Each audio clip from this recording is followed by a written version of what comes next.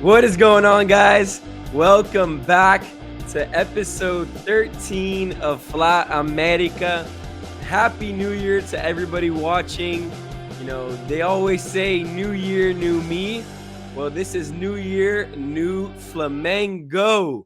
We have so many things to talk about. Brand new look of Flamengo, whether it be some players on the pitch and some recent changes off the pitch. Leo, how you doing? How's the new year been? So glad to be back tuning into the channel. Happy New Year, Rafa and everybody. Great to be back here. Let's start this year with FLAmerica covering all things Flamengo in English. Looking forward to it, Rafa. Let's do it. Let's do it. And I'm excited for you guys to see some new segments we've been working on. We have the Meet the Fan that you guys are going to see today with the family that we're super close friends with out of Texas. Wisley, a huge Flamengo fan, has passed down to his next generation, his two sons, Artur and Henrique. They're super passionate fans out of Texas, and you guys will get to hear a lot from them a little bit later today. Not only that, we have some exciting things coming as Flamengo makes it to the U.S. twice this year, once in January and again in June in the summer for the Club World Cup. We'll be at both those things, bringing you front row footage, more short form videos in the stadium, lives, and it's an exciting year, Leo, huh? It's going to be good. I don't remember the last time I was so excited about a year for Flamengo. Of course, we had great years in the past, but the fact that we are here in the States, we have the channel where we're bringing news in English to Flamengo fans abroad that want to develop their English, Brazilian fans that want to develop their English, or English-speaking fans that want to know a little more about Flamengo. And the fact that they're going to be here in the States twice, not once, but twice, and especially in the Club World Cup, couldn't get me more excited. I agree. And by the way, we're at 49 subscribers, one away from a pretty cool mark of 50. So if you could take the time and you're watching this video to drop a like, subscribe and share, it'll take you maybe 5-10 seconds, but it means the world to us. Let's get right into it. Leo, you talk about being excited for this coming year. How much of that excitement is being fueled from the recent changes in the front office, as they say, of the Flamengo team, specifically with Bapi, our new president's appointments, and Boto, the director of football, president of football, his inclusion and everything that's going on revolving that. I like what I see so far, Rafa, and I like what I see given the professional vein that was the anchor of Bapi's campaign leading to his election. Boto's nomination was something that signifies the switch from a more traditional way of managing the soccer aspects of the club to a much more professional way at the front office level. Flamengo has had good professional coaches in the past.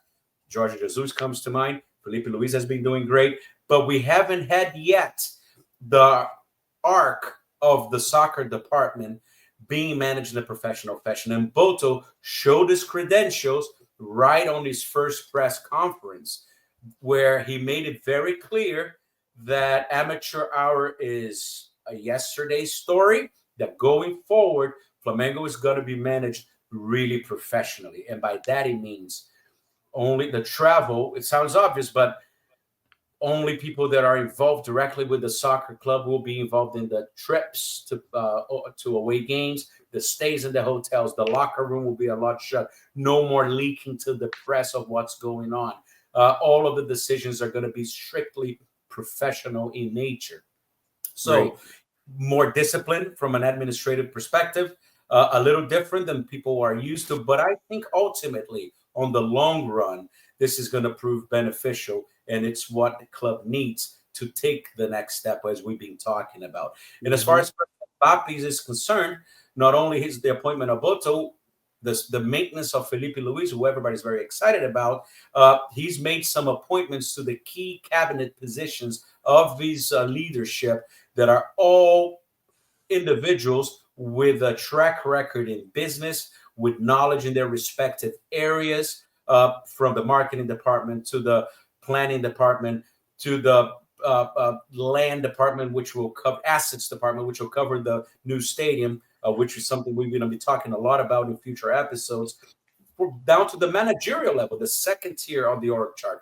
He's bringing on new people that are strictly professional in nature, and they're going to manage Flamengo as you manage a business. And that's very important because Flamengo is not going to be without financial challenges coming up with the bills that they have to pay all the players recently acquired, the devaluation of the Brazilian currency, the commitments made to the new stadium. So there will be a lot of moving parts that will need to be managed in a professional fashion in order to maximize the output of the business of Flamengo, which in turn will support the soccer, the football of the club. Yeah, I agree. A lot of people, I guess, when there's change, specifically a lot of Brazilians, they tend not to, like that. The knee jerk reaction is to anything that's different than the way we're always used to. It's wrong, and for whatever reason. But here's what I'll say. If we want to change, right, and compete against the heavy hitters in the world, we need to change, right? It almost sounds silly, but it's true, right? There needs to be someone who goes in there, is not afraid of criticism, and lays the hammer down and goes, hey, watch this, right? And sees Flamengo have that switch flip, right? Where we're just where most Brazilian clubs are almost like a joke sometimes, and you go in debt here and you didn't know, into a real business that produces, not only on the field, but off the field. Awesome. Great. I'm glad you're excited. I'm excited as well. We're going to jump right into this Meet the Fans segment, and we'll be right back with you guys shortly. Hope you guys enjoy it. And shout out to Wisley, Artur, and Henrique, and their wife, Roberta. Thank you guys so much for taking the time to spend the time with us. Be right back. What is going on, guys? Welcome back to the second segment of Meet the Fan. Today, we're joined by an extraordinary family, a die-hard Flamengo family, as you can see them. Wisley, Artur, and Henrique, right out of Texas. How you guys doing? Thank you so much for joining us today. Pretty good. Doing good? Thanks, Rafa. Merry Christmas, and we are glad here to join this special podcast that is in English. I know we normally watch, and I normally watch a lot of podcasts in Portuguese, and that's a special podcast for the English spoken fans. Yes, sir. Yes, sir. And we're super excited to have you guys on. As you guys can tell by their jerseys, by the custom flag in the background, they're awesome. They resemble everything that stands as Flamengo Nation as we take over the globe, and specifically United States. Just want to start off. Each of you want to say your guys' names. And, what's your favorite Flamengo memory personally? If you want to start off, Artur, then Wisley, and yeah.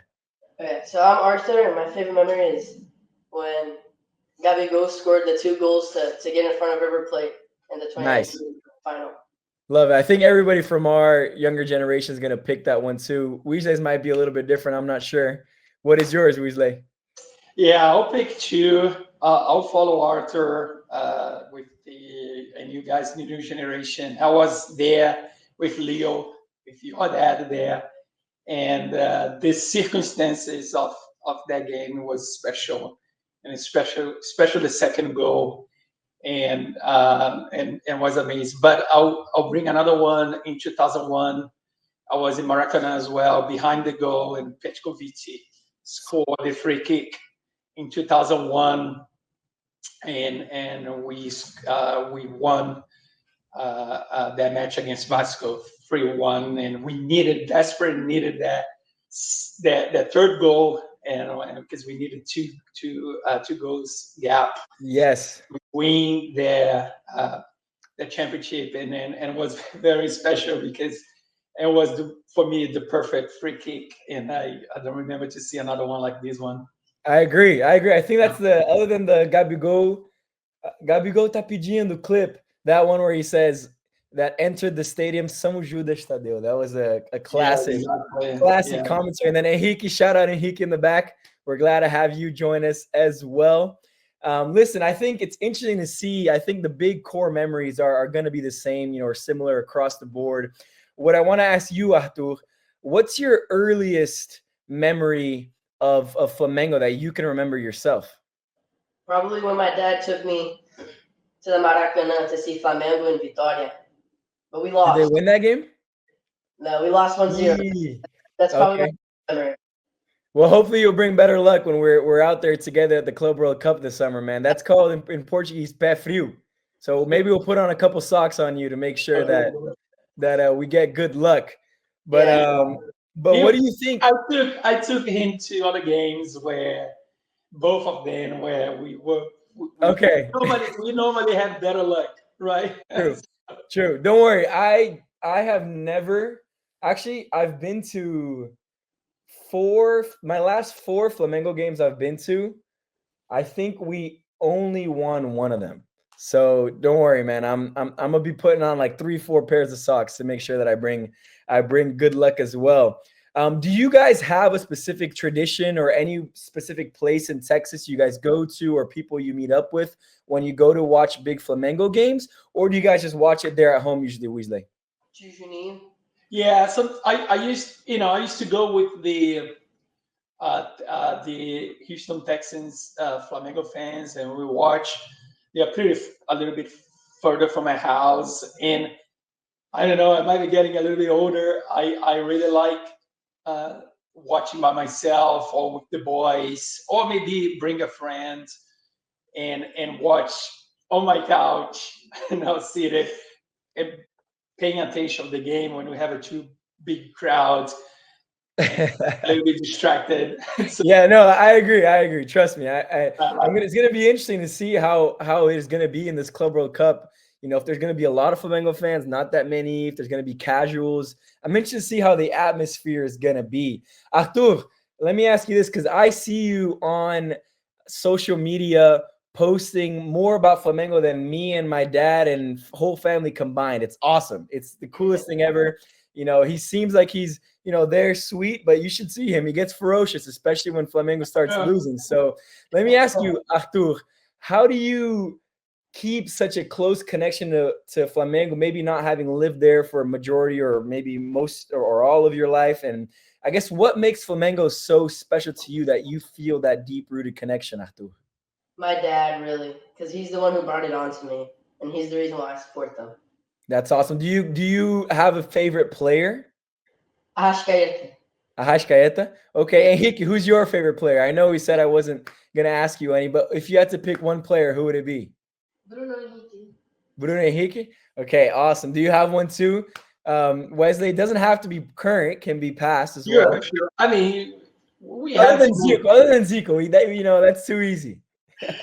We have to mention Zico, of course. He's not only one of the best players, but his professionalism and the way he carried the Flamengo's message up to today. It's very strong, and I have to mention him. Yeah, maybe I don't see if I can get somebody a little bit older than not only the recent squad, which is very special since 2019, and I can put a little like Zé Carlos as a goalkeeper. He was very important in the early championships, especially was a little bit older. He was always a fantastic goalie. I think he passed away, unfortunately, with cancer. But he was a kind of special one, the goalie. We normally don't see goalie, and for me, it was watching him playing. He's a very tall guy at the time, and he was a very strong goalkeeper for us. Love it. Those recent championships that we won. Awesome. And Artur, what are your main predictions for Flamengo in this current coming season? What do you think needs to occur for us to have a successful season? And I also want to ask you on top of that as a follow-up, because I know you're intertwined into the media world and whatnot. What signings do you think Flamengo should bring on in specific? I mean, I saw the Firmino. Yeah. I think that's a good one, but at the same time, it's a lot of money. And then I was seeing the Richarlison and the Roger Regis and all of that. I feel like they're good signings, but they're a little too expensive. And I feel like we need to look for someone maybe up and coming that could be a little cheaper, so we have more to reinforce maybe the back line. Great analysis. And Wesley, let me ask you this before we start heading out. Do you have any crazy, funny, or interesting story from your days in the Maracanã or in Rio when you were an avid supporter back then that you could share here to the world? Yes, for sure. I'll give a little more of a background. My dad was not a Flamengo fan. My Okay. dad was support America, Okay. Wow. which was a small team, like let's say Wolverhampton. Yeah. Like a small team. Excuse. And he took me to a stadium to see America for the first time, and we were not paying attention to the game at all because we were very small. But I remember when he took me to see Flamengo for the first time, I was getting into the tunnel in Maracana. That's the old Maracana where you have, the old stadium, the old feeling, not very comfortable, low lights, and you get into the tunnel and you see the tunnel, and that tunnel into the field, and you understand and open up, and you can see that mass of fans of Flamengo screaming. That caught me right away, and that was the time where it got into my vein, and I never forgot. That is awesome. That is awesome. And I just realized I keep calling you Wesley like the right back. It's Weasley. I'm so that's on me. I'm sorry. And so to wrap it up, Artur, I want you to give a message as if you were in the locker room with Felipe Luis, the entire team there. Not only that, you're gonna have a lot of Flamengo fans watching this. What message would you like to send Flamengo fans around the world? And what would you say to this team for this upcoming season? Well, for around the world, maybe like new up and coming ones, or that want to be to like pay more attention to the Brazilian league, not just Flamengo but the other teams, because people don't really pay attention to it, and it's a really good league and it's very competitive and stuff. So I think that's it. I agree. It came down to the last game day this year. So hey, I want to thank you guys so much for getting on here. You guys are an amazing representation of Flamengo fans and the Flamengo family throughout the world and specifically America. Appreciate you guys. We've known each other for a long time. It's so great to see all of us together growing up and everything. And hey, we'll see you guys in Philadelphia, and who knows, shoot one of these in person. For sure, we are Yeah. planning. Yeah, it was a pleasure to join, and we always can come back later. Let's do And it. see you in Philadelphia. We're going to watch both games of Flamengo together. Yes, sir. We'll be there as well. God bless you guys. Weasley, Artur, and Henrique, all the best. And let's get back to the episode. Thank Thank you. you. See you. Bye bye. Thank you for that, Wisley, Artur, and Henrique. So awesome always to showcase, the magnitude of the Flamengo force throughout the United States. It's really cool to pinpoint you guys in different states, be able to bring you guys on. Anybody watching who knows a friend that might be interested, who, obviously speaks English and, is a Flamengo fan. We'd love to meet you. Even if you live in Brazil too, we'd love to have a comparison of how it's like living there, watching Flamengo games versus here. We want to build this channel. We want to build it through you guys. Anyways, so please take a second again, like, subscribe for us. Takes you 5-10 seconds, mean the world to us. Saudações rubro-negras for that. Season about to start. Under 20s playing as we call it, the Copinha. And the B team playing the first games of state championship. I'm just laughing because I was thinking about the B team and I saw the Instagram post of Flamengo the other day, and Carlinhos was amongst the trainers.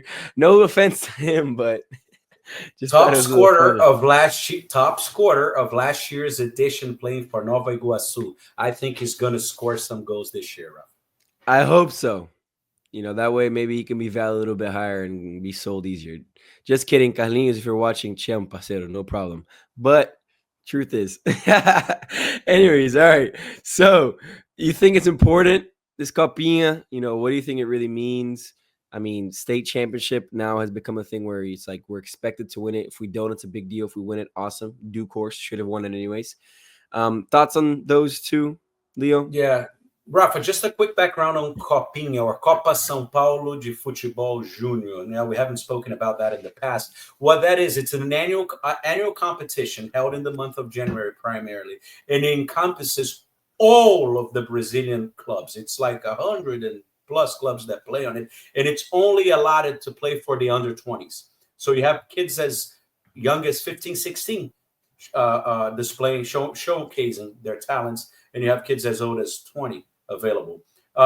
So it's a scouts wet dream, right? International scout, local, domestic, and international scouts' wet dream to go watch all these kids play and showcasing. Jeez. So it's a talent of Brazilian talent showing. So it's very important for any club because a lot of the Brazilian club revenue comes from the sale of young athletes. So the eyes of the scouting world is in this competition that takes place in the state of São Paulo. That's hence the name. Copinha is because like little cup. And once it gets to the final stages, you know, the eyes of the country are in it because it's the next generation of stars that are playing. So Flamengo has won. I think the last time we won was 2018, if I'm not mistaken. And we had great talents on board. Non-Flamengo phenoms like Vinicius Junior, Paquetá, and many others have shown off their talents during this competition. So very important competition from that perspective. As for the state championship, we covered that. The first few matches, we're going to use the B squad, which has a lot of the under 20s plus some of the senior players as a part of it. So the way it works is Flamengo does play the younger players in Copinha and most of the under 20s in the first rounds of the state championship. Another good thing about the first matches of the state championship is that Flamengo usually play these matches across Brazil, in the Northeast, in the North, in Brasilia, so that it's a chance for Flamengo fans, which are all over the country, to see Flamengo play in their hometown. So pretty cool. So yeah, not as critical, I would say at this first stages, but very good for the brand, very important. And as the state championship develops, as we get to the playoffs and the final stages, then we bring the reinforcements of the key players who you're going to tell us are pretty soon going to report to camp and make a trip north.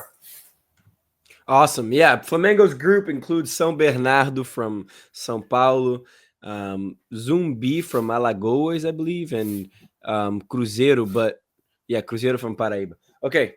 Nice. There's like a crap ton of groups. There's like 30 groups in the Copinha, maybe even more. 32 groups. It's 120 odd clubs.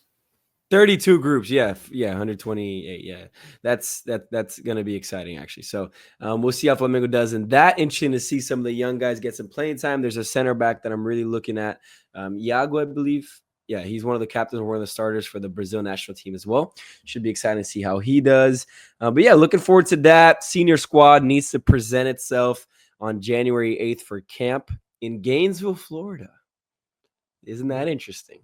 For those of you who don't know, just a little background. University of Florida is a university in Florida, obviously.